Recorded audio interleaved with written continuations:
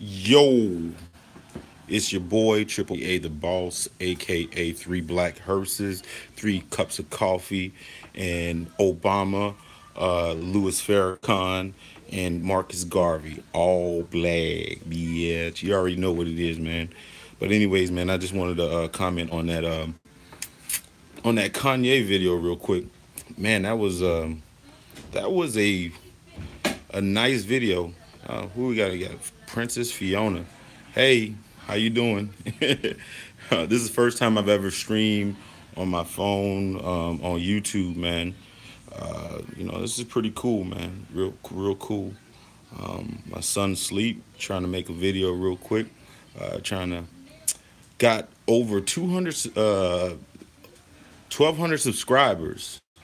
1,200 subscribers, which is really cool, man. I haven't really been taking it real serious, but anyways, man. Hi, Fiona. We got the chat going on. We got two people in here, man. Damn. Hey, that's lit right there. But I was wanted to comment, man. Shout out to Charlemagne, man. Shout out to Charlemagne. I know a lot of people, have like some greasy stuff to say about Charlemagne. Uh, I wonder. Yeah, man, that's a toddler on my neck. He's always somebody just woke up screaming, and now he's going back to sleep again. But I just wanted to check this video out, man. But that Kanye, I got to give a shout out to Charlemagne, man, because I know a lot of people was probably expecting his interview to be real ratchet, like a ratchet interview, like it. But Charlemagne has grown a lot. Ever since I've been watching, I'm a big fan of Charlemagne, and I like what he does. I mean, I love the interview, man. I love the interview. I love Kanye, the realness about Kanye, man. That's just no phony right there. That's real talk right there, and which a lot of people get scared of, and when you are real and you say you give your real point of view, you're gonna make a lot of people uncomfortable. That's just what it is. You're gonna make a lot of people uncomfortable. A lot of people. It was a interview. It was like a special edition interview that Charlemagne did with Kanye West, and Kanye West been on Twitter and social media a lot, and expect really, because Kanye was deep, but he's still a little bit shallow. But you know what? I mean, I just liked it. I can't explain it. I just like the person that he is. You know what I'm saying? And his views are, they the way I see it, they're on point. They're on point. And you can't you. That's the thing about the world, man. You can't agree with everybody. You got to go against the grain. You got to go against the grain. You know what I'm saying? He's not a full fledged Trump supporter, but I think what a lot of people get misconstrued about him, he just likes, I think, what he gravitates towards Trump. Oh yeah, yeah. Well, yeah. I'm not a big fan of Kanye either.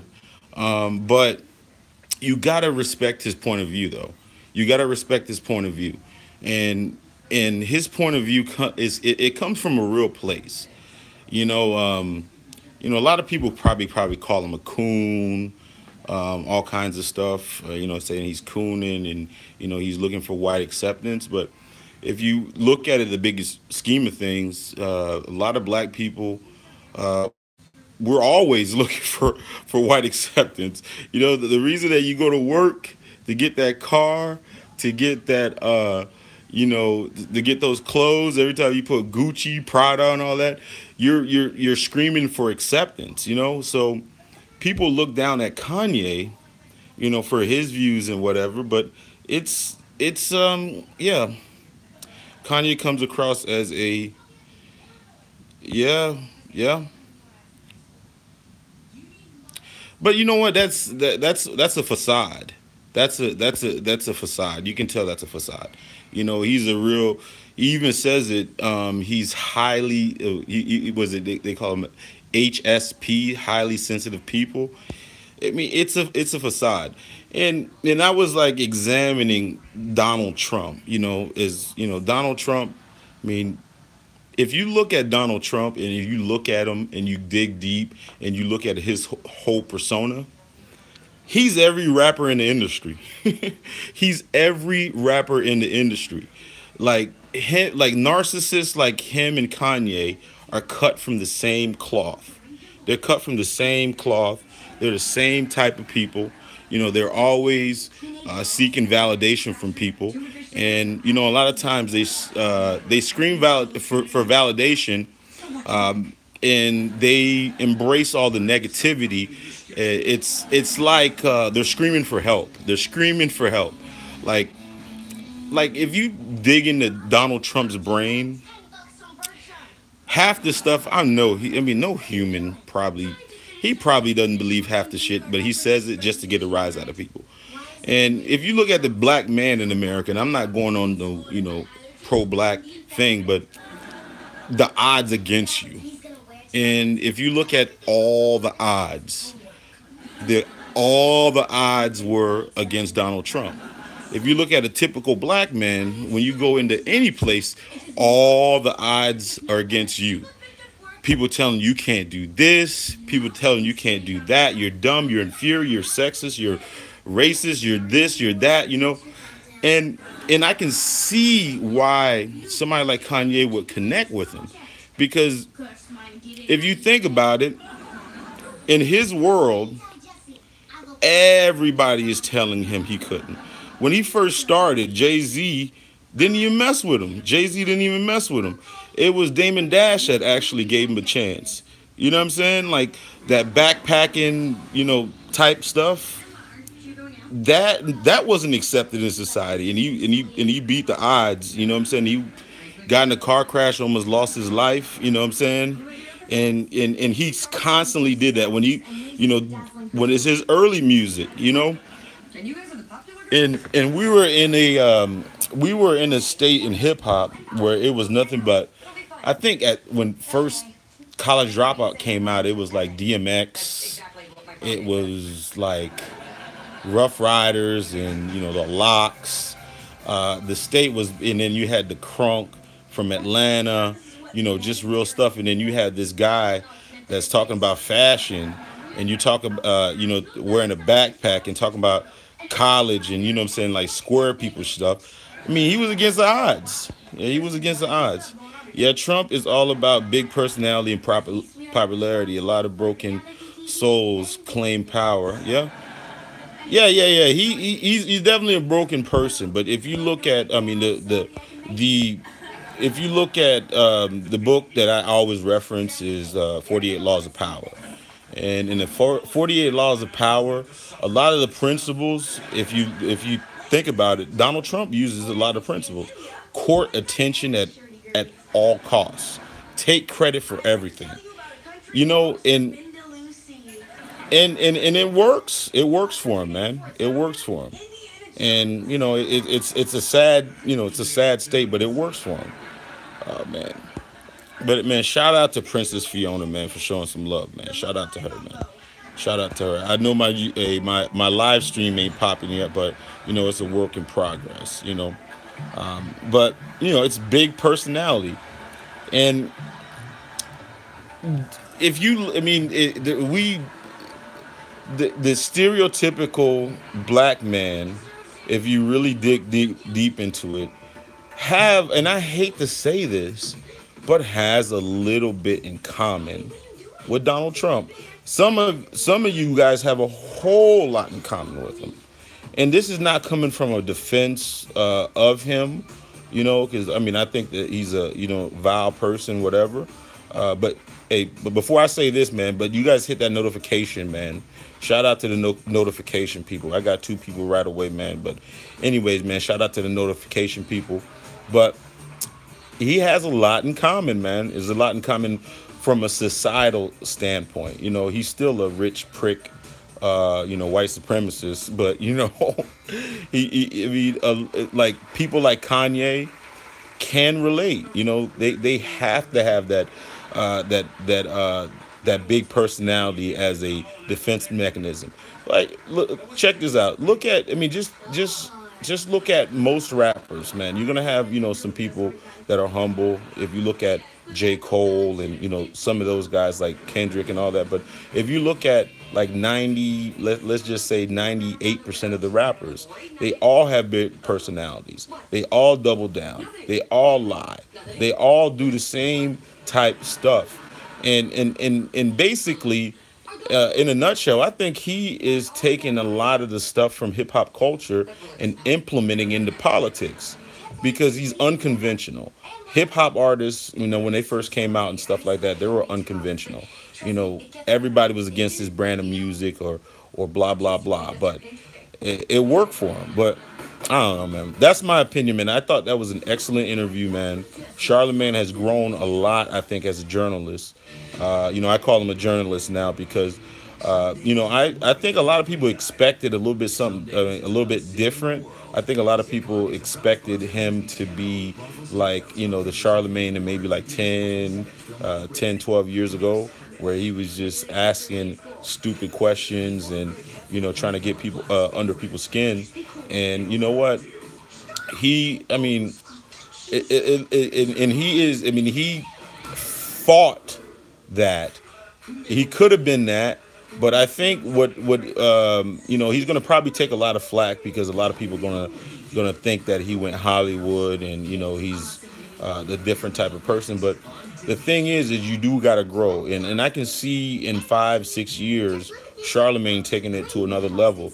I can see him taking it to another level, like being like on Anderson Cooper level and doing like those type of 60 minutes type interviews and stuff like that. I can really see him taking it to that level because he's accepted his growth. A lot of people wanted Charlemagne probably to stay the same, you know what I'm saying? And he's expanded his horizon. And you know what? I won't. I mean, I think he. It was an excellent interview, but you know how you got a bunch of talking heads, and you got people that want likes. They want what's the name? They're gonna say some greasy stuff about that interview and stuff. But if you look at the realness of that interview, you can't really say it was a whack interview because it was a great interview. You know what? It might have not been ratchet like them going at each other and stuff like that, or the Takashi 6ix9ine video. But it was I think it was an excellent interview. But that's just my opinion, and my opinions on that one song with Ti, and you can also and shout out to Ti for doing that. Ti, I mean Kanye was taking a lot of heat for some of the comments that he made on Twitter or whatever, on Instagram or whatever about Trump, and they sat down and made that song, and it's a great track, and what it is, it's a great dialogue. It's a great dialogue. I mean, it's okay to have an opposing point of view. It's okay not to be a lemming. It's no okay to go against conventional wisdom. It's okay to go against the grain. You know what? And it's also okay to ask questions. You know what I'm saying? We're people. People can ask questions. You know what I'm saying? I mean, I think it was a genius idea, for them to have that dialogue. And you know what? He was answering a lot of the questions where, some of the Kanye fans were like, man, what's going on Kanye's head and stuff like that. And I think just in our community in general, you have to have a diversity of ideas, because even the white supremacists, they have a diversity of ideas, but they also have a code, and I think that's a very important thing. And I think people need to get on code. People need to get on code, and one of the things that people like, I think, went over. Maybe I'm looking too deep into it, and I don't know if it's collusion or whatever within the white supremacist power structure, or who they say have control of Kanye, but that's just conspiracy stuff. Like the word, the N word. The N word had a very, very, very negative connotation to it. Very negative connotation to it, and all of a sudden, I don't know what when that the word became cool amongst us. It became cool amongst us. Making America great again. Again, he's promoting that. Wearing the MAGA hat. You know, I think he's trying to almost take that and make it cool, just like the N word. Not offensive. Almost he's he's blowing some cool air on it. Basically, he's making it cool. And Kanye, it's a slow process, but Kanye can make things cool.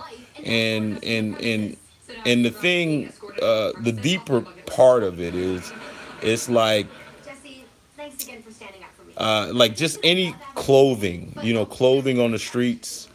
It always takes like somebody like Kanye to make it cool. And then once you start getting one to two black celebrities, making America great cool, then you're gonna see the floodgates open. Then there's gonna be some secret, not secret. There's gonna be some undercover Trump supporters, some undercover black celebrities that are Trump supporters that agree with everything he say. Are gonna they're gonna come out of their safe space and start that. You watch in the next year or so.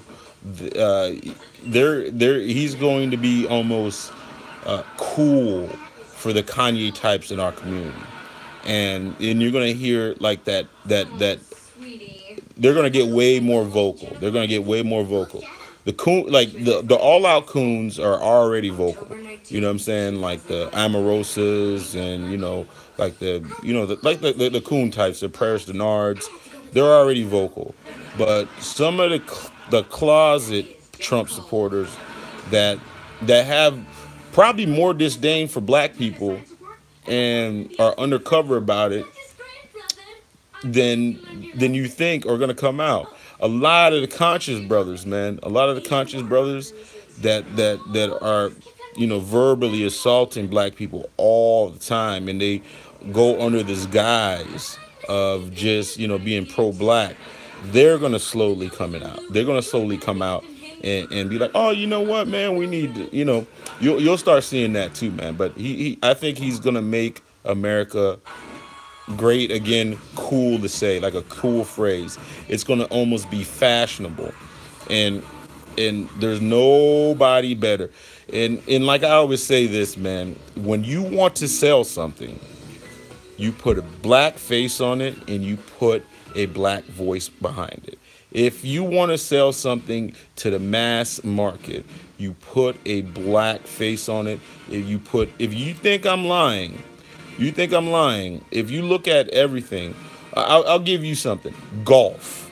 Golf was a rich white dude sport. It was a rich white dude sport, and that's pretty much what it was. Soon as they put Tiger Woods on it, guess what it became? It became golf. Golf was huge. Look at where the state of golf right now when Tiger Woods is not in it. Not relevant compared to when he was relevant. You know what? Because he was like the salesperson for it. If you look at basketball, I mean, if you look at every major brand out there, who they have, black person. Look at Citibank, or I mean Capital One, Samuel L. Jackson. You know what I'm saying? Morgan Freeman, that Bagger Vance type Magic Negro type thing, works. It works to charm. And I think Kanye might be that Magic Negro. Kanye might be that Magic Negro that they need to put behind, a whole bunch of stuff, man. I know I'm ranting and raving, but this is the first time. This is a cool thing, man. I didn't even know we can do this, man. But Frankie, yeah, boy. Anyways, man, thank you for watching, man. Hit the like button, man. Hit the notification gang button, man. You know what I'm saying? Shout out to The person that chatted in here, man. That was my first chat on YouTube ever, man, which was a real cool thing, man. Hit the dislike button if you don't like what I'm saying. You know what I'm saying? Give me some attention, man. I'm getting my Kanye on, man. But I'll let your boy, man. I don't even know how you turn this thing off. Oh boy. Go to bed. I got him. Greg, what are you doing up making all this noise? It was Roderick.